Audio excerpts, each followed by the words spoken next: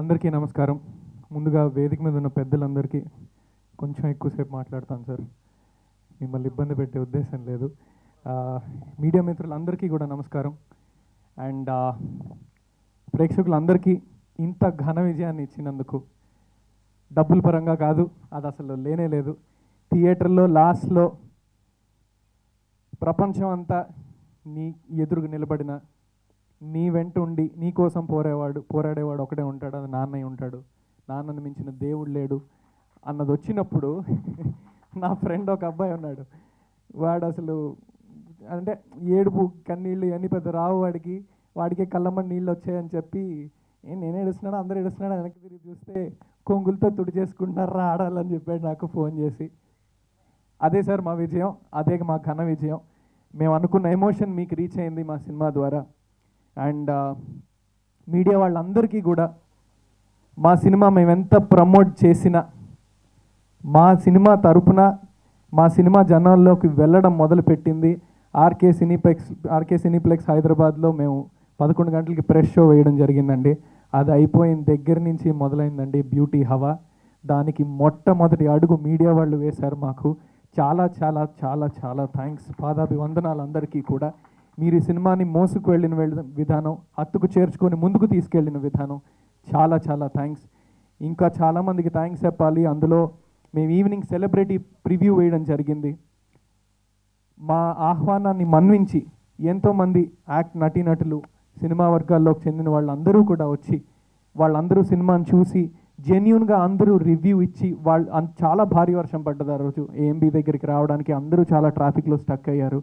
కానీ కేవలం మా సినిమాని సపోర్ట్ చేయాలని చెప్పి నా ఫ్రెండ్స్ కానీ, కంటెంట్ క్రియేటర్స్, ఇన్స్టాగ్రామ్లో లక్షల ఫాలోవర్స్ ఉన్న నా ఫ్రెండ్స్, నా కంటెంట్ క్రియేటర్స్ కేవలం నా మీద రెస్పెక్ట్తోనో, నా మీద ఇష్టంతోనో సినిమాని సపోర్ట్ చేయాలని ముందుకొచ్చి, ఆ రోజు సినిమా మొత్తం చూసి వెళ్ళి, మేము అడగకుండానే ఇన్స్టాగ్రామ్లో స్టోరీలన్నీ పెట్టి జనాల్లోకి మీరే తీసుకెళ్లారు ఈ సినిమాని.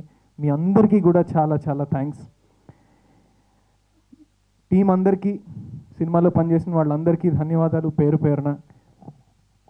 ఇదంతా పక్కన పెట్టి ఒక విషయం మాట్లాడాలండి.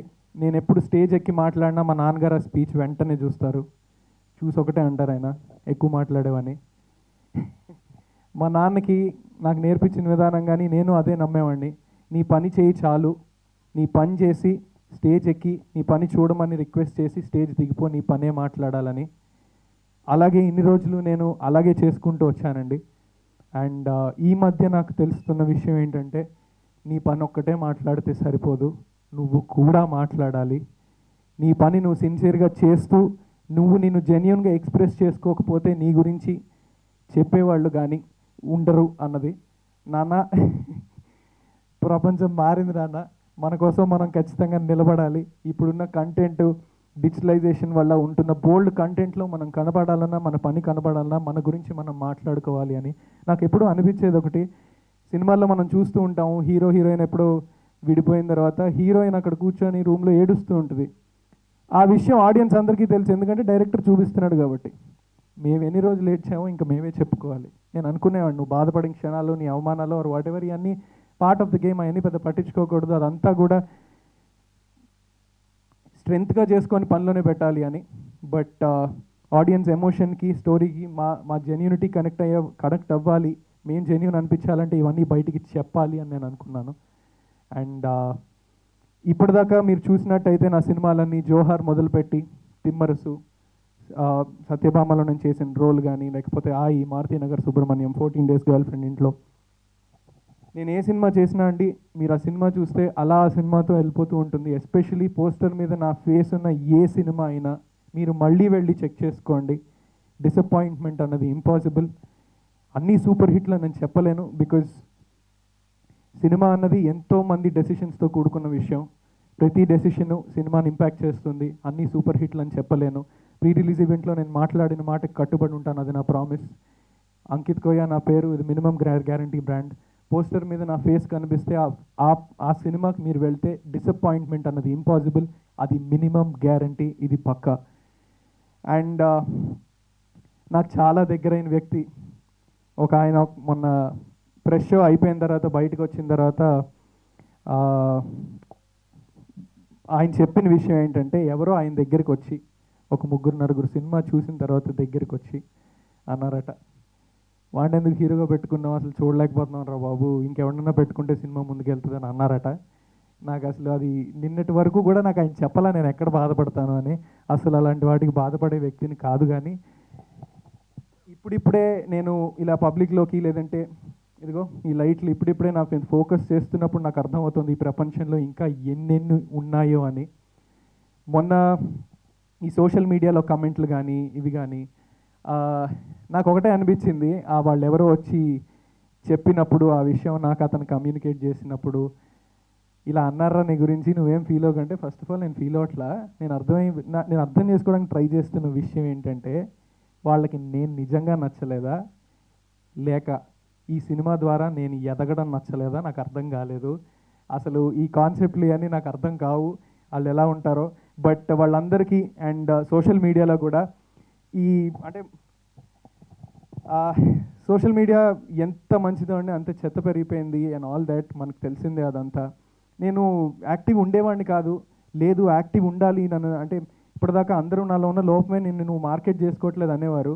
నేను అనుకున్నా సరే అయితే అందరికీ రిప్లైలు ఇద్దాం ఇది అది అని.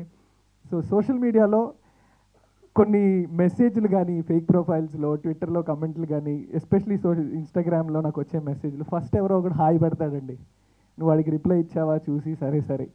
బట్ మనం ప్రతిసారి అందరి మెసేజ్లు చూడడం, వచ్చే వేల మెసేజ్ల్లో హాయ్ తర్వాత ఒక 2 రోజులు ఆగుతాడు వాడు, అయిన తర్వాత ఇంకో మెసేజ్ పెడతాడు, అన్న ప్లీజ్ దేర్ రిప్లై అని. దానికి నువ్వు రిప్లై ఇవ్వలేదంటే ఇంకో మెసేజ్ ఉంటుంది, బలిసిందారా బాడకో అని, అప్పుడే పెద్ద హీరో అయిపోయావా ఇది అది అని. ఈ అవసరం లేని నెగిటివిటీ వీటన్నిటికీ ఐ డోంట్ నో, ఇప్పుడిప్పుడే దానికి ఎక్స్పోజ్ అవుతూ అనిపించింది నాకు. అన్న మీరు ఇందాక అన్నట్టు మనం సినిమా నమ్ముకొని వచ్చాం, ఈరోజు మనందరం ఇక్కడ ఉండడానికి కారణం, ఎవరో నాకు మెసేజ్ చేయడానికి కారణం, లేకపోతే ఎనీథింగ్, మనందరం సినిమా కోసం కలుస్తున్నాం. ఆ సినిమాకి మనం జెన్యూన్గా ఉంటే, మనం ఈ దేనికోసం అయితే అందరం కలిసామో దానికి మనం జెన్యూన్గా ఉంటే మనకు రావాల్సింది మనకు వస్తుంది అని నాకు గట్టి నమ్మకం. ఎంతమంది ఎన్ని రాళ్ళు విసిరినా మనం సినిమాకి కట్టుబడి ఉంటే ఆ రాళ్ళన్నీ ఉపయోగించుకొని మనం అనుకున్న ఇంటిని మనం కట్టుకోవచ్చు అని నేను నమ్ముతున్నాను. అండ్ ఇంకొకటి నాకు ఇప్పుడిప్పుడే అర్థమవుతుందండి, ఈరోజు నేను ఈ స్టేజ్ మీద మాట్లాడే కొన్ని మాటలు నేను ఇంకెప్పటికీ మాట్లాడను కూడా. బట్ ఇలాంటి విషయాల్లో నా స్టాండ్ ఏంటి అన్నది జనాలకి నేను కమ్యూనికేట్ చేసుకునే బాధ్యత నాకు ఉంది. ఏ కోణంలో నన్ను చూడాలి అన్నది కూడా మీ అందరికీ నేను కమ్యూనికేట్ చేద్దామని అనుకుంటున్నాను. 12వ తరగతి వరకు కూడా నా కాస్ట్ ఏంటో, నా కులం ఏంటో నాకు తెలియదండి. అమ్మ నాన్న అలా పెంచారు, అమ్మ నాన్నది ఇద్దరిది లవ్ మ్యారేజ్. అండ్ ఇన్స్టాలో కొన్ని కమెంట్లు కానీ ఊరికే హేట్రెడ్ ఎందుకు వస్తుందో నాకు తెలీదు. బట్ ఈ విషయంలో నేను చేస్తున్న సినిమాలు నా కెరియర్ సాక్షిగా మీ అందరికీ ఒకటి చెప్తున్నాను. ఈ విషయంలో నేను పవన్ కళ్యాణ్ గారు ఒకటే. ఆయన అంటూ ఉంటారు కదా, నేను కులాలు మతాలకి అతీతం అని. నాది అదే అండి, నేను మానవ జాతికి చెందినవాడిని. అండ్ నా ఇన్స్టా బయోలో కూడా ఉంటుంది, నాకు చాలా ఇష్టమైన పాట ఇది, సంకర జాతి నాది కంచెలేని దేశం నాది అని. నేను ఇక్కడికి వచ్చిన సినిమాలు చేయడానికి వచ్చాను, అండ్ సినిమాలు మాత్రమే నా పని, అది చేసుకుంటూనే వెళ్తూ ఉంటాను. అండ్ ఆడియన్స్ అందరికీ కూడా నేను రిక్వెస్ట్ చేసేది ఒకటే, నా సినిమా కనుక మీకు నచ్చినట్టయితే అది మాత్రమే మాట్లాడండి, అండ్ దేనికి నన్ను పరిమితం చేయొద్దని రిక్వెస్ట్ చేసుకుంటూ ఉంటాను. అండ్ ఈ సినిమాను ఆదరించిన ప్రతి ఒక్కళ్ళకి కూడా, మన థియేటర్స్కి వెళ్తూ మేము ఇప్పుడు ఒక 20-30 థియేటర్లు తిరుగుతున్నాము. ప్రతి చిన్న సినిమాకు ఉన్న కష్టాలు ఇవి కూడా అవి మేము ఫేస్ చేస్తున్నాము. థియేటర్ 70-80% నిండిపోతుంది. వాళ్ళందరి దగ్గరికి వెళ్తున్నప్పుడు కూడా వాళ్ళు రెస్పాండ్ అయ్యే విధానానికి, వాళ్ళు కొట్టే చప్పట్లకి చాలా ఆనందం వేస్తుంది.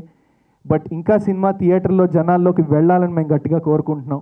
దానికి మీరు అందరూ చేయాల్సింది, సినిమా మీకు నచ్చినట్టయితే ఖచ్చితంగా అది నలుగురికి చెప్పండి, అదే మా request. And thank you so much.